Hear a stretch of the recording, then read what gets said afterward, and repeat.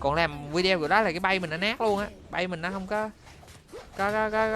Tại mình đang mảng game này mình đưa mảng đó nên nó không ngon. Còn mai mốt tưởng may mắn đưa làm phải may video mắn chỉ cho qua tớ mảng chứ. đó hết rồi á. Mặt cười tít mắt.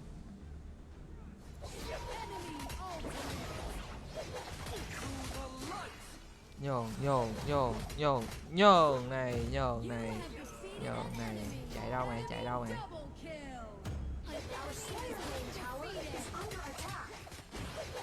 Chạy đâu mày.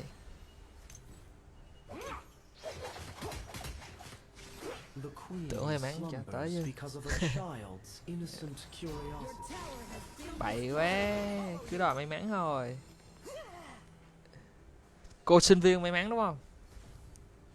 Thùy Dung, gấu mèo đòi chặn lính. Mẹ thằng mạnh ghe nó quýnh rồi như.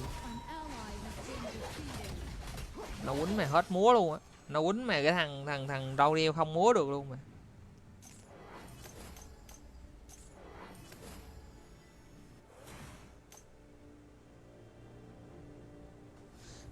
Yêu ơi, bao năm tháng qua ta đã chung sống nhưng ngày hạnh phúc.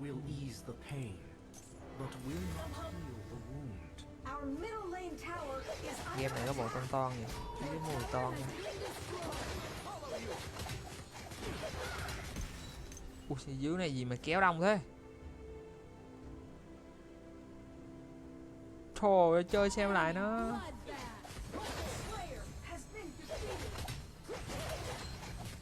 Trận này sao thắng được ta? À xuống dưới con gấu thế rồi. Thích chơi với con gấu.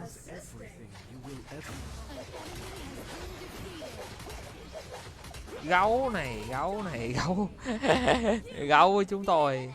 Gấu với chúng tôi.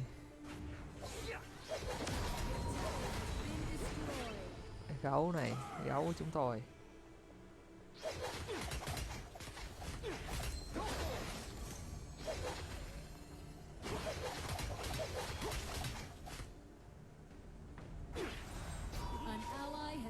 Mẹ nó chơi thằng đại chơi không lại. Mẹ nó cứ rút độc.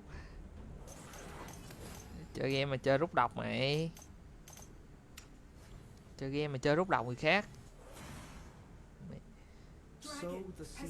Hello Thì Dung nha.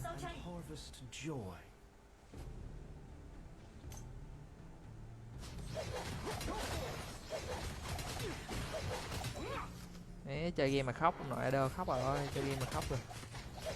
Chơi game mà khóc rồi.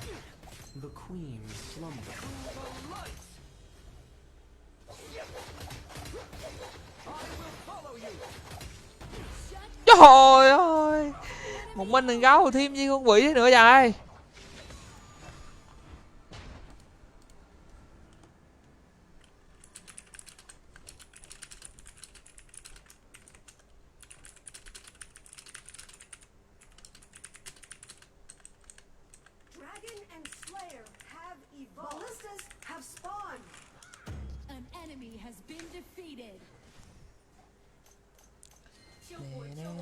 Bao năm tháng qua.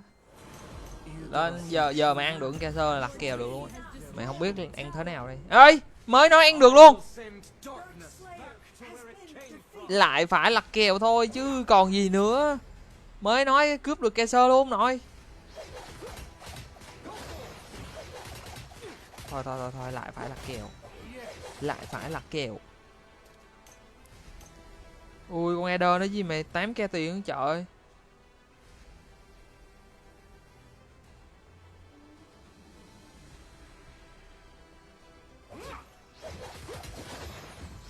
Mấy Eder thì tiền nhiều vậy.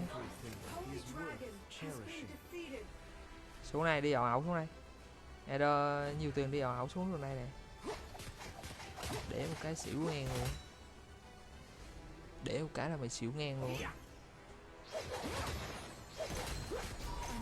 Ông là chết nữa trời. Cái ông quần què đó gì mà không chết hoài giờ. Gì á, đánh không kịp. Ui đánh không kịp trợ tay luôn á.